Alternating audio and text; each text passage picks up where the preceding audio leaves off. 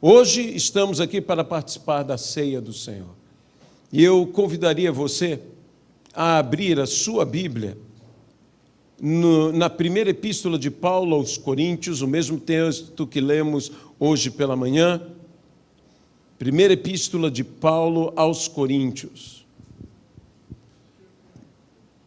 capítulo de número 11.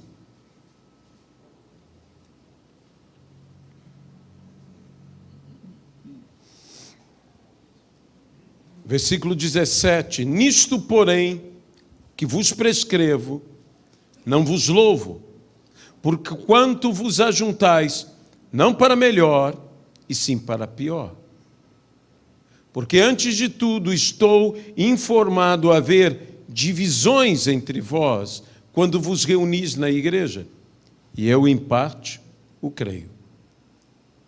Porque até mesmo importa que haja partidos entre vós, para que também os aprovados se tornem conhecidos em vosso meio.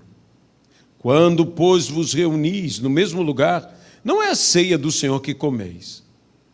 Porque ao comerdes, cada um toma antecipadamente a sua própria ceia. E há quem tenha fome, ao passo que há também quem se embriague.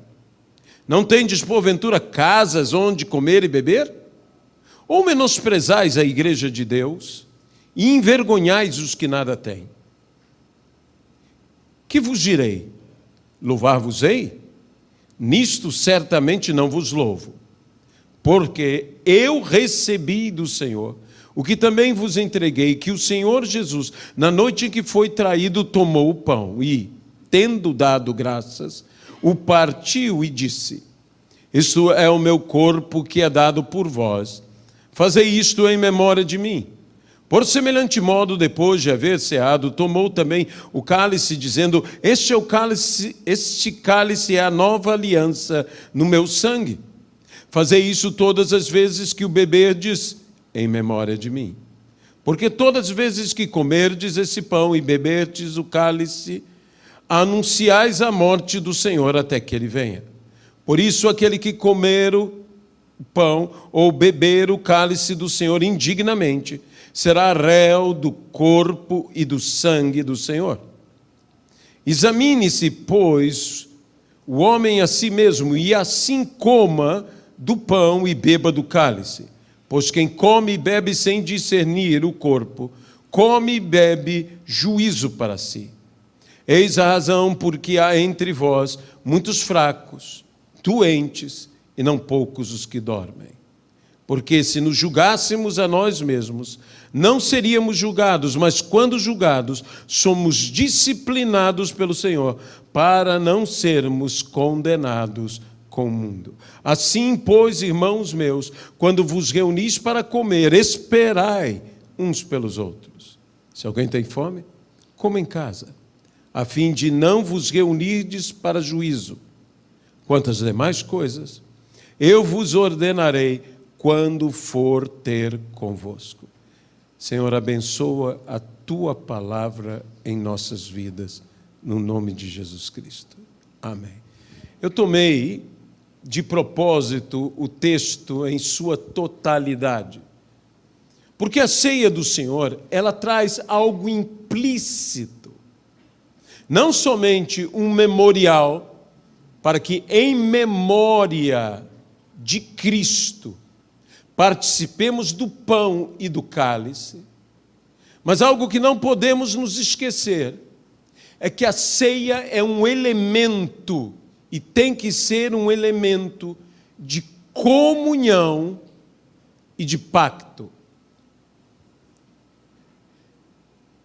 Na Bíblia, especialmente no Velho Testamento, sempre que pessoas se assentavam para comer, para compartilhar o pão, elas estavam fazendo uma aliança. Elas estavam num relacionamento de comprometimento uma com a outra. Era muito importante o ato de comer juntos, de se assentar juntos, de praticar a hospitalidade. Era muito importante estreitar os laços.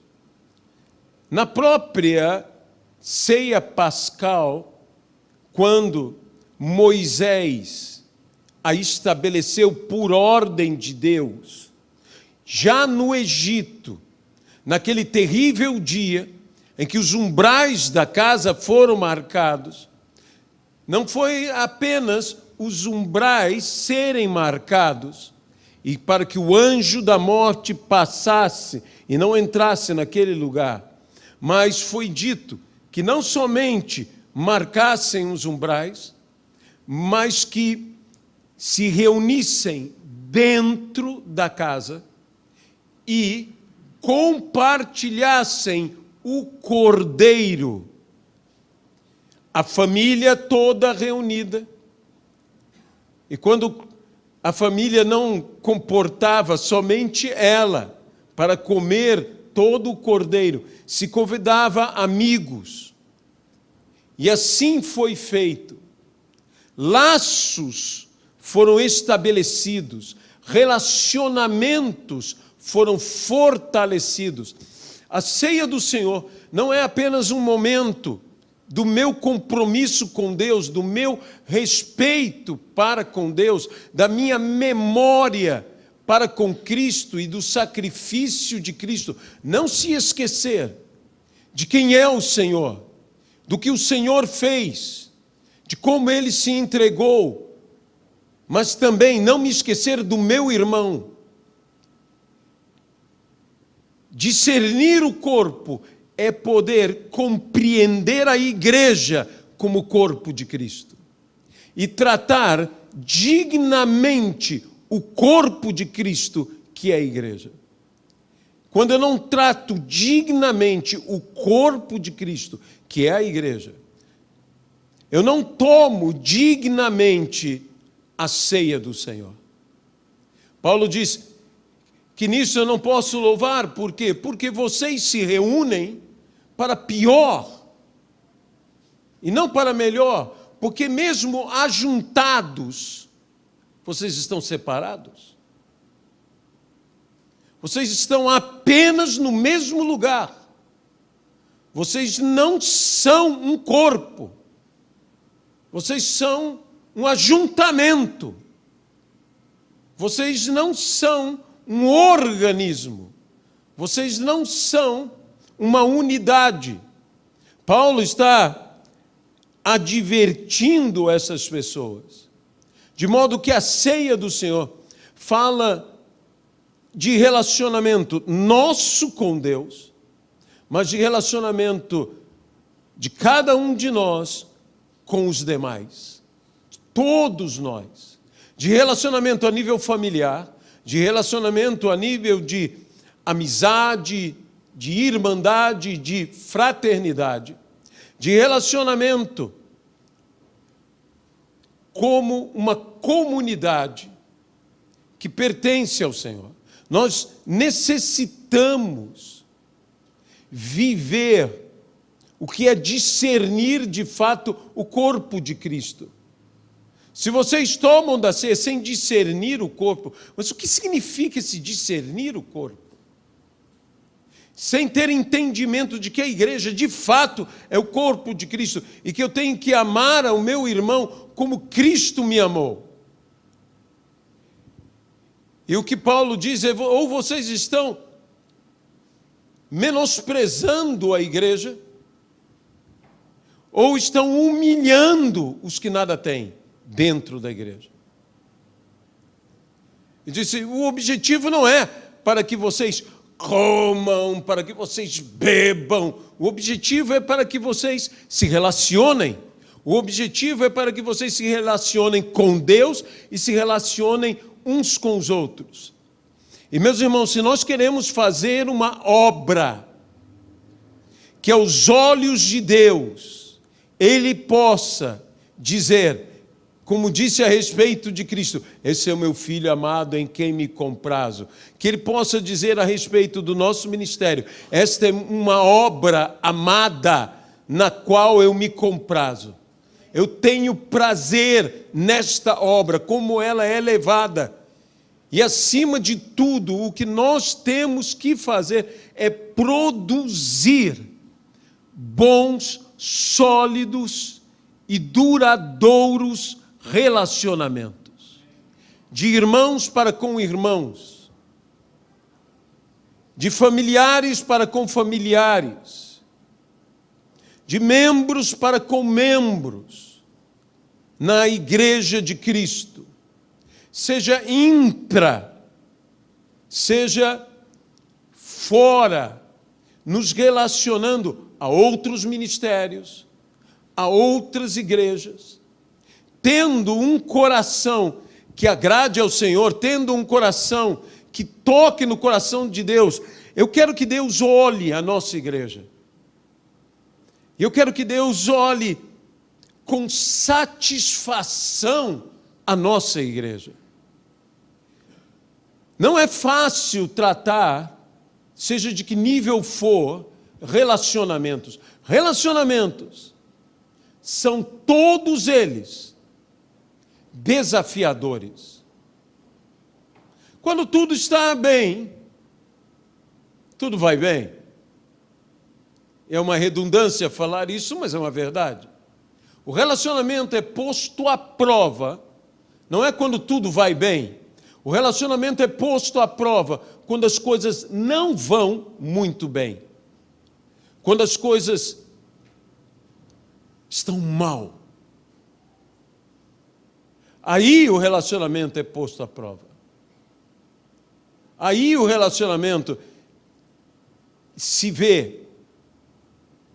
A Bíblia diz sobre a amizade, que há amigo, e diz assim, há amigo até mais chegado que o próprio irmão. E diz, e o amigo, na hora da angústia, na hora da crise, ele se faz irmão. Note muito bem que o amigo pode ser amigo em todas as horas. O amigo pode ser chegado em todos os momentos. Mas o amigo galga uma posição, ele se faz o que ele não é. Por quê? Porque é a hora da angústia, é a hora da dificuldade, é a hora do problema.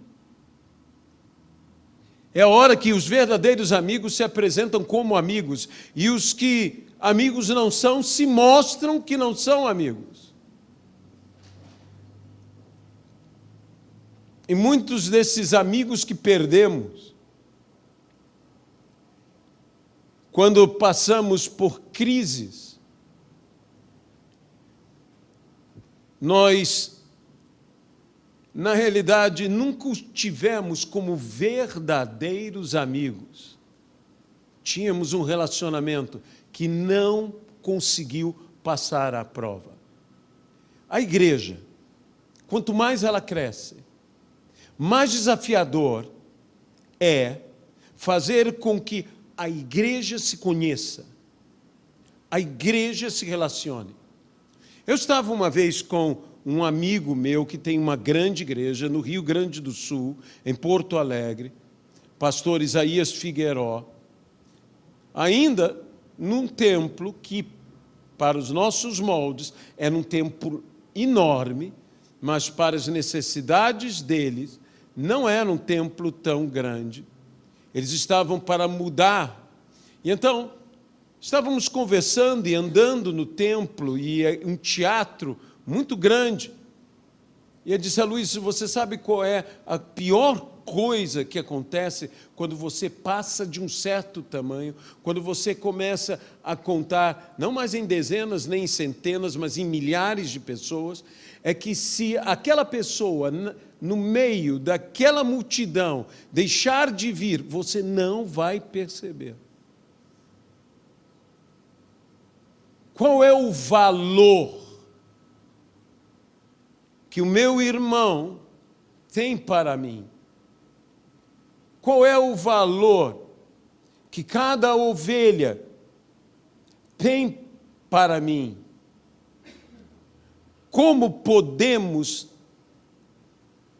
fazer um trabalho que agrade a Deus e que possa servir aos homens. Como podemos fazer isto? Como podemos realizar isto? Temos que tratar dos relacionamentos. Temos que tratar dos relacionamentos a nível de frustrações, decepções. E para vencer essas frustrações, essas decepções, o que nós necessitaremos? O exercício do perdão. O perdão é algo também desafiador. Porque quando nós somos chamados a perdoar, nós somos chamados a perdoar abrindo mão de direito nosso de nos indignar, no mínimo nos indignar com aquela pessoa. Mas nós fomos chamados a perdoar. Se eu não exerço o perdão, várias coisas podem acontecer na minha vida. A primeira delas é amargar a minha alma. A falta de perdão amarga a alma. Ela traz uma amargura. Você sente algo. As coisas já não são tão suaves ou agradáveis. Por quê? Porque existe algo ali. Outra coisa que ela produz uma ferida em minha alma. A minha alma fica tão ferida que qualquer coisa que me faça lembrar daquela realidade, daquele problema, daquela decepção, imediatamente a minha alma reage. Imediatamente dói. E eu posso ter reações das mais diversas possíveis. Por quê? Porque minha alma está ferida. E quando você toca ali, você sente.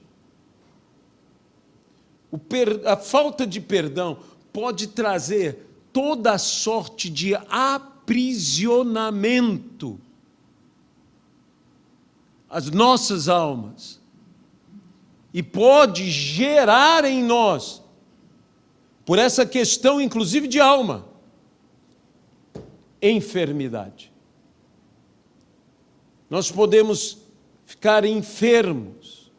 Sabe, os sentimentos e as enfermidades, a Bíblia nos diz, e a medicina, inclusive, também fala isto. Eles estão intimamente relacionados. Pessoas que não perdoam podem ficar enfermas, literalmente doentes. E nós precisamos, meus irmãos, de perdoar. Perdoar é um ato de inteligência, de sabedoria. Perdoar é um ato de amar-se a si próprio e não permitir que esse peso fique sobre as nossas vidas. Então, nós necessitamos buscar um ambiente para a igreja. Que ambiente? O ambiente onde o Espírito Santo se sinta bem. Que o Espírito Santo se sinta bem. Sabe, isto é humano, isto é normal. Nós procuramos produzir um ambiente dentro da igreja que nós nos sintamos bem. Então, procuramos todo o ambiente agradável. No nosso caso, cadeiras um pouco melhores. Ainda não é a cadeira que eu sonho com um outro tipo de cadeira, maior, um pouquinho mais fofa, que você vai sentar, e quando você sentar, aquela cadeira que quando você senta, você encaixa. E que quando o pastor diz, vamos ficar de pé, você diz, por favor, não. Um dia nós vamos ter essas cadeiras. Você pode dizer amém a isso? Vamos ter aquelas muito bonitas, um ambiente bonito, ar-condicionado. Tudo isso é bom, tudo isso é agradável. Mas às vezes nós não estamos nos preocupando no ambiente que o Espírito Santo, porque o Espírito Santo com cadeira, sem cadeira, para ele é igual. Com ar-condicionado ou sem ar-condicionado, para ele é a mesma coisa. Mas o que é bom, o que o Espírito Santo deseja, é uma vida santa, uma vida íntegra, e vidas que se amem. Jesus diz, onde estiverem 2 ou 3 reunidos no meu nome, isso quer dizer, não apenas reunidos, no seu sentido, não é como Paulo diz, vocês se ajuntam, vocês não se reúnem, vocês se ajuntam. Num ponto de ônibus, ninguém está reunido, está ajuntado. Você pode estar num lugar cheio de gente, mas não reunido com ninguém. Mas eu sou reunido com você, quando eu estou com algum compromisso com você, quando eu tenho, no mínimo, sentimentos para com você. Meus irmãos, não é fácil, cada pessoa tem um jeito de ser. A gente que é mais extrovertida, a gente que é mais introvertida, a gente que é mais educada, há outras pessoas que são bem menos educadas, para não chamar de mal educada. Mas tudo isso nós temos no nosso relacionamento. Tem gente que não dá para entender, ela não consegue falar uma palavra sem ser um pouco ofensiva. Eu conheci uma pessoa, olha, tem suas lutas, e eu atribuo até mesmo a maneira dela ser as suas lutas, mas é aquela pessoa um pouco sem noção. É que fala umas coisas na lata, assim, que diz qualquer coisa. Se você está um pouco mais desarrumado, ela cita tudo. Por que você veio tão bagunçado? Sabe essas gentes assim que são chatas? Jesus me ordenou amar o chato. Gente, amar o simpático é até fácil, mas o chato é um desafio. É um desafio. Tem coisas que a gente não aguenta, tem coisas que a gente... E o diabo sabe disso. O diabo sabe disso. Tem coisas que eu tenho aqui na minha mente, e que quando alguém vai agir de uma certa maneira, e isso me dá como um mal-estar, um arrepio, uma indignação. Estou crescendo, estou piorando as coisas, né? Uma ira. Por exemplo, coisas que te incomodam, coisas que me incomodam. Olha, não pense mal de mim. Eu aprendi um pouco sobre música, um pouco. E fui criado num ambiente musical. Num ambiente em que meu pai, de fato, era um homem de música em alto nível de música. Eu cresci com organistas como a dona Anita Way, tocando um órgão de tubo, e eu ouvindo aquilo maravilhoso. Os amigos de meu pai que tocavam cravo, que tocavam oboé, e eu ouvindo tudo isso, e os que cantavam, como meu pai que cantava, e cantava recitais, que cantava ópera. Então, a música para mim, eu aprendi a apreciar música num estilo de música. E às vezes há umas músicas que eu ouço, que aquilo eu ouço e digo, Senhor, me dá um coração puro. Me dá, Senhor, que eu seja bom Porque eu ouço aquilo e digo, gente, que calamidade é esta? E quando as pessoas cantam, e cantam, sabe, como uma gralha, eu sei que é para o Senhor. Deixa eu confessar meu pecado aqui.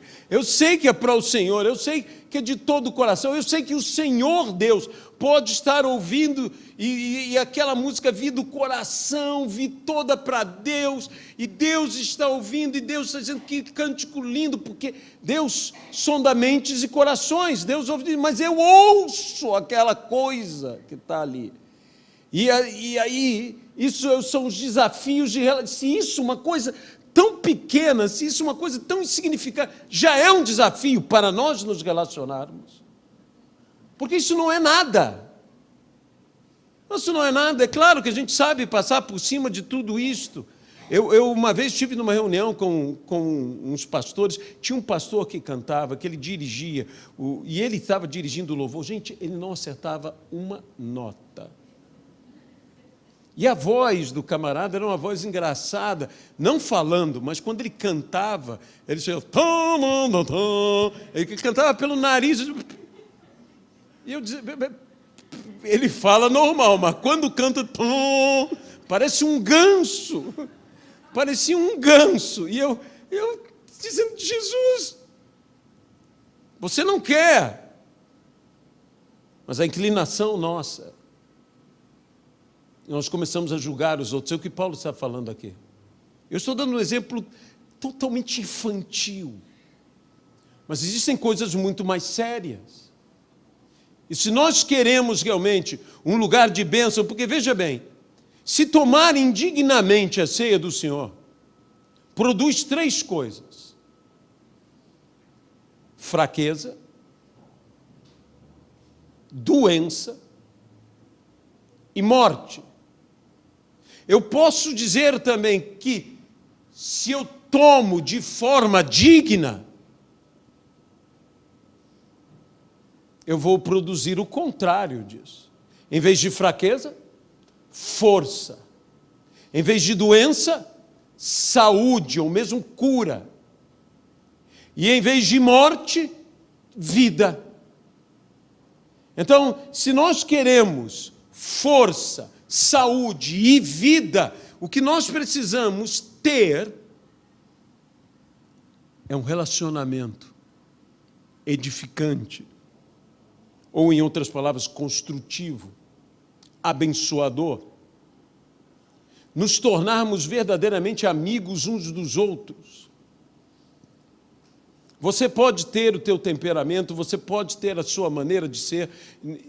Isso aí, se a gente for mexer, eu acho que dá tudo errado. Mas se o Espírito Santo mexer, dá tudo certo. Isso é algo que tem que ser Deus fazendo. Como pastor, eu tenho que aprender a conduzir, aprender a alimentar, aprender a proteger, aprender a cuidar da ovelha, mas eu também tenho que ser sábio o suficiente para compreender que há coisas que só Deus resolve. Que eu não posso querer te mudar em algo que só o Espírito Santo pode mudar. Por isso a Bíblia diz, não constrangido, não forçado. Isso no ato de ofertar, não seja constrangido, não seja forçado. E nas mudanças que nós carecemos, como eu estou orando a Deus, eu estou pedindo a Deus que Deus nos dê um ambiente extraordinário como igreja. E um ambiente extraordinário são relacionamentos extraordinários. Nós precisamos estreitar laços. Se queremos crescer, cresçamos no modelo correto. E o modelo correto não é se você é de um sistema de crescimento ou de um sistema de discipulado. Não, é do ambiente que agrada ao Espírito Santo. Relacionamentos bons, verdadeiros amigos. A igreja aqui, A igreja é para que eu não esteja sozinho, é para que você não esteja sozinho, é para que nós possamos realmente apoiar uns aos outros, ajudar uns aos outros.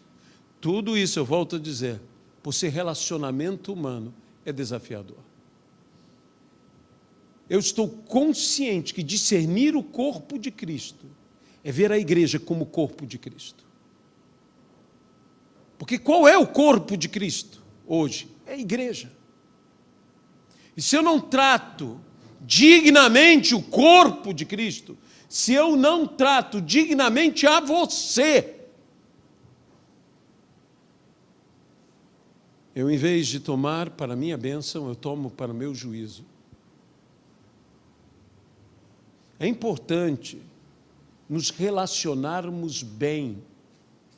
Eu não estou dizendo que todo mundo será extremamente íntimo um do outro, próximo do outro. Essas são identidades que se criam.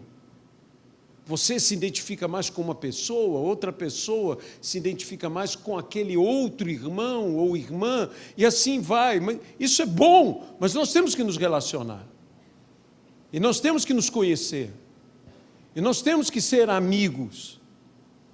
O grande desafio de Jesus não era simplesmente ensinar aos discípulos a orar.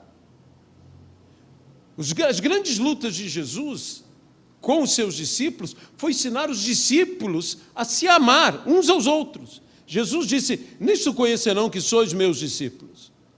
Não pelo conhecimento bíblico que vocês têm, nem pela prática espiritual de oração e jejum que vocês têm, mas nisto conhecerão que vocês são meus discípulos, se vocês tiverem amor uns pelos outros. Nós estamos buscando identidades nos discípulos de Jesus, quase sempre relacionados mais a um conhecimento intelectual. Olha, veja como ele prega, como ele conhece bem a palavra. Esse é discípulo de Jesus. Sim, é óbvio que quem anda com Jesus acaba conhecendo bem a palavra do Senhor. Mas Jesus diz: vocês serão conhecidos como meus discípulos se tiverem amor. Se tiverem amor uns pelos outros. De modo, meus amados irmãos, nós queremos um avivamento genuíno, nós queremos milagres acontecendo, sinais, prodígios, maravilhas, mas o primeiro batismo que eu e você, que a igreja, precisa é um batismo de amor. Nós temos que ser batizados em amor.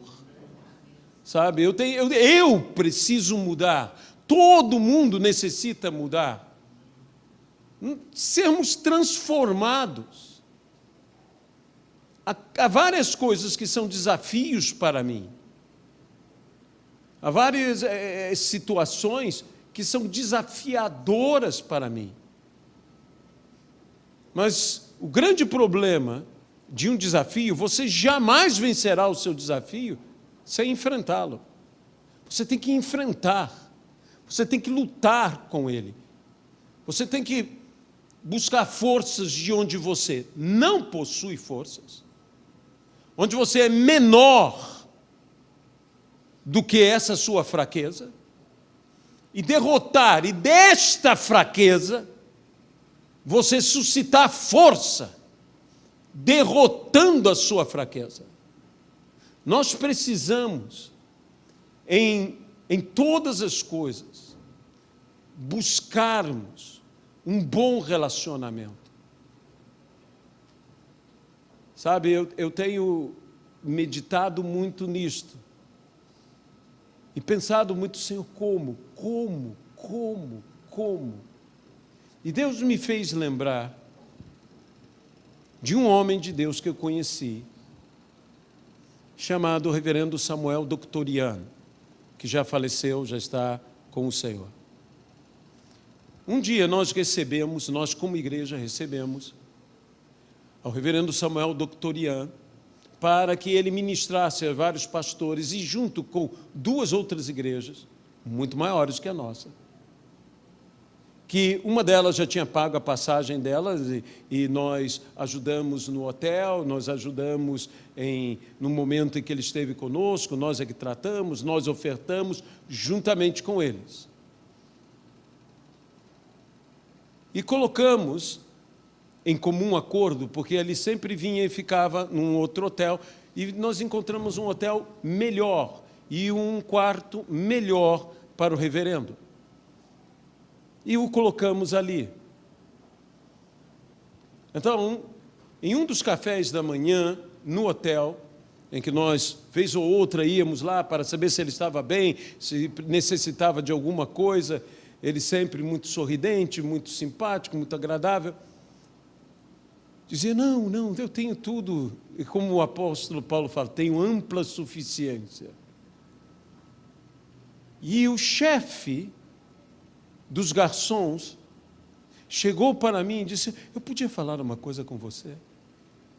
Eu disse, sim. Ele disse, olha, vocês já trouxeram muita gente boa para ficar aqui no hotel, mas igual a esse velhinho, não tem. Não tem.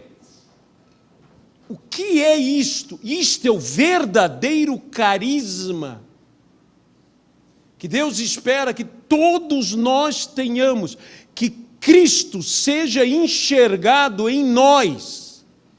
Uma bondade, uma amabilidade extraordinária, fora do comum. Isso é ser cristão.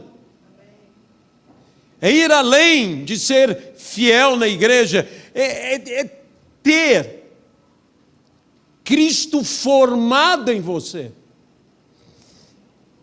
a tal ponto que você trate as pessoas como Jesus trataria. Quando eu orava e questionava essas coisas diante de Deus, eu cheguei a uma conclusão. Eu não sou assim. Eu não sou assim. Então, eu olhei todas as minhas impossibilidades, toda a minha incapacidade. Ou eu digo, bem, Senhor, isso é o melhor que eu posso fazer, e me acomoda onde eu estou. Ou eu digo, Senhor, eu tudo posso naquele que me fortalece, e eu vou contra essas coisas agora. Como eu disse hoje de manhã, e sereis transformados num outro homem. Num outro homem. Nós precisamos trazer de volta à igreja a essência da redenção.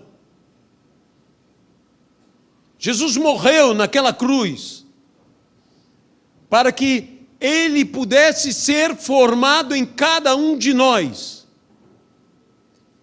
E para que nós, como igreja, pudéssemos viver o comportamento do corpo, a dignidade. Qual é a dignidade que se espera de Jesus? É a dignidade que se espera do corpo de Cristo. Do corpo de Cristo. É muito interessante. Eu creio que roupa não é santidade, mas falta de roupa também não é. Não é que você é tão santo que pode andar pelado. Eu não tenho, é igual, voltei a ser Adão, né? Não tenho pecado, aí anda pelado. Não. Jesus andava vestido. A gente tem que entender que existe uma dignidade.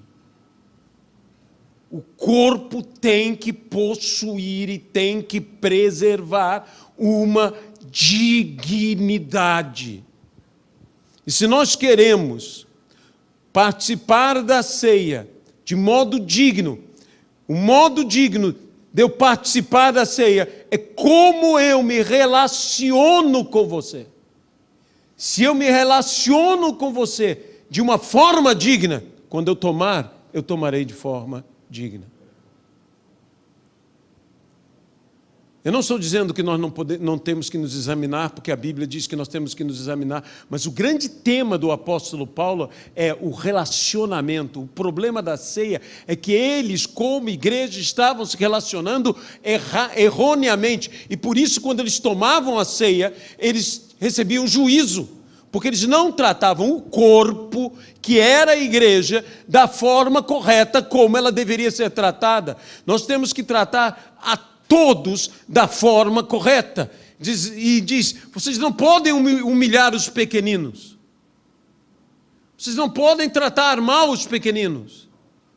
Vocês também não podem simplesmente querer comer e beber, ao ponto que haja até mesmo quem esteja se embriagando, bêbado. Isso não é celebrar. Celebrar é cuidar bem. Celebrar é amar, é tratar dignamente. Como eu agradarei a Deus? Cuidando bem do meu irmão. É a única forma. E, meus irmãos, não adianta a gente estar aqui, pedir perdão de pecado, o Senhor me perdoa, me perdoa, me perdoa. Veja bem, é importante pedir perdão. É importante ter arrependimento. Mas se você ficar simplesmente dizendo, eu tenho esse pecado, eu tenho aquele, tudo bem, mas eu não me relaciono corretamente com o meu irmão, eu não me trato corretamente ao meu irmão, eu humilho ao meu irmão com a minha maneira de tratar ou destratar, então, na hora que eu participar da ceia, eu vou ter juízo sobre a minha vida. A ceia é uma comunhão com Deus, mas é uma comunhão com os irmãos. E nós fomos chamados aqui, então, hoje, para celebrarmos a ceia do Senhor, tendo comunhão uns com os outros. É como se nós estivéssemos sentados, como uma família, num banquete. Num banquete. Eu como fui de família muito grande, nós sempre nos reuníamos na figura do meu avô, na figura da minha avó, patriarca, matriarca da casa, e lá os filhos, as filhas, os netos, as netas, todo mundo, eram verdadeiras festas com muita gente. Muita gente. Meu avô, seus 2 filhos, suas 7 filhas, seus 30 netos, 30 ou mais, né, tia? Seus 30 netos. Lá todo mundo reunido e vem sempre os agregados, os amigos dos amigos, e ficava quase uma centena de pessoas, e agora é hora de comermos. E todo mundo fala alto, e todo mundo brinca, e todo mundo ri, e todo mundo come, e todo mundo...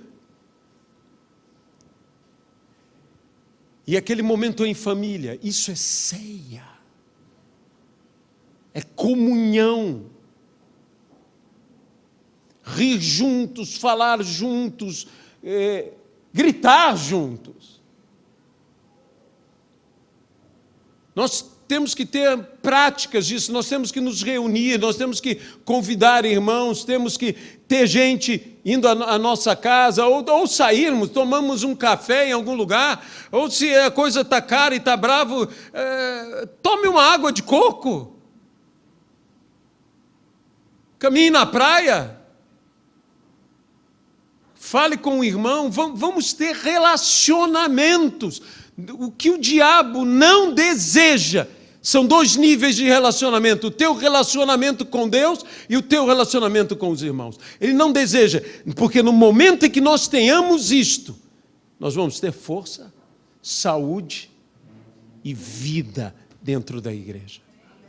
Se nós queremos uma igreja forte, uma igreja saudável, uma igreja viva, relacionamentos bons relacionamentos. Meus irmãos,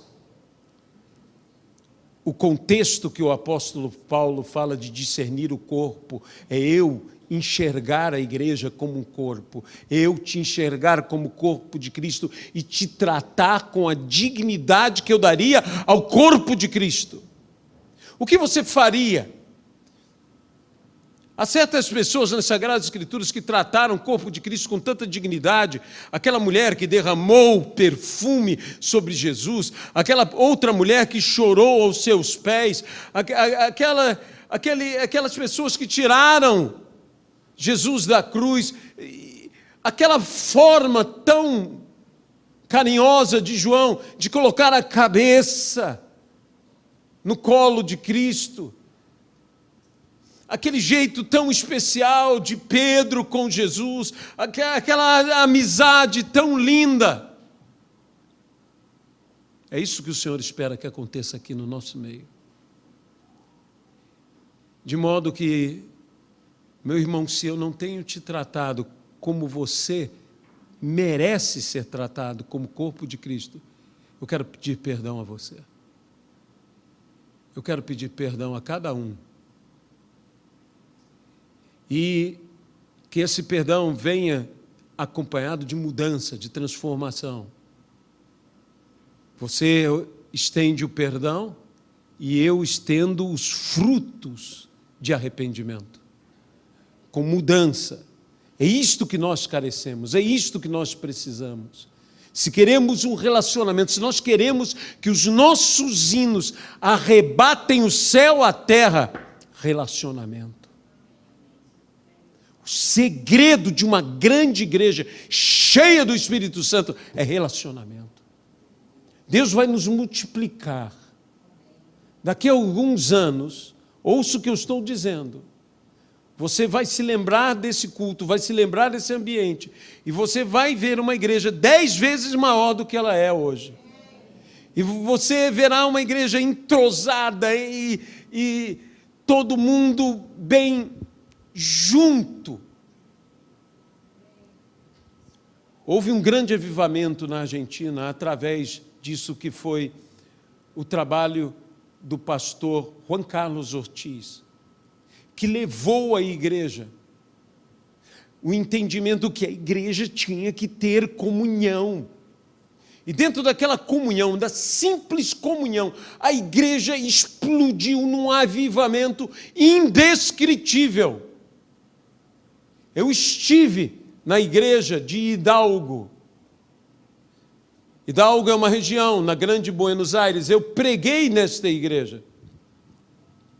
E eu vi a porta de madeira de várias polegadas, que foi derrubada por uma multidão, que após, no domingo, eles terem tido 3 cultos, o pastor Juan Carlos Ortiz, muito cansado, disse: fechem a porta.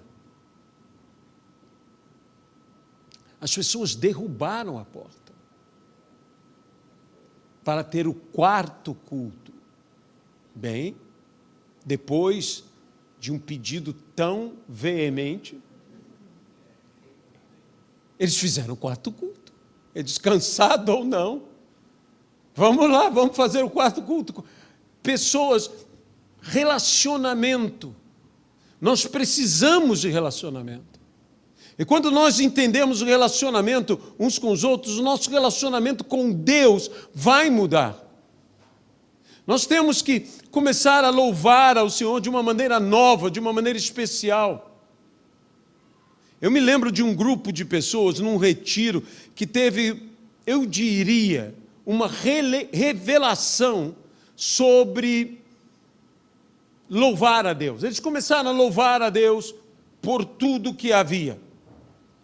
E eles começaram a ser cada vez mais cheios do Espírito Santo. Então um começou a louvar a Deus: obrigado, Senhor, porque nós estamos aqui. Eu te agradeço, ó Senhor, pelo meu irmão. Eu te agradeço, ó Senhor, e daqui a pouco eu te agradeço por essa grama. Eu te agradeço pelo ar que eu respiro. E eles foram tomados e, de repente, eles saíram da casinha. Começaram a dar tanta graças a Deus que eles começaram, um deles subiu na árvore. Você imagine um pastor, subiu na árvore, ficou naquele, era um pinheiro, e o pinheiro ia para lá, ia para cá, ele lá em cima, disse: meu Deus, vai cair. E o outro, e ele lá, dizendo: obrigado, Senhor, por esse pinheiro. E eu disse: obrigado pelo anjo que está guardando esse cara. Porque, meus irmãos, tem coisa que crente faz, que só crente faz. Nós subimos uma vez lá no monte, a gente também sobe de vez em quando no monte. Estávamos eu, o pastor Heitor e mais alguns da igreja. Primeiro era só a nossa igreja, aí chegaram outros irmãozinhos de outra igreja. E tinha um lugar no monte que era um penhasco, uma queda. O irmão deu aquela manifestação de sapatinho de fogo em cima do penhasco. Ele ficou na ponta e sapateando. Eu disse: Jesus. Eu não conseguia mais orar. Eu disse: esse cara está me atrapalhando, eu não vou... esse cara vai cair, segura esse cara. E eu puxei lá o pastor dele e disse: meu irmão, ele sempre faz isso. Ele sempre faz.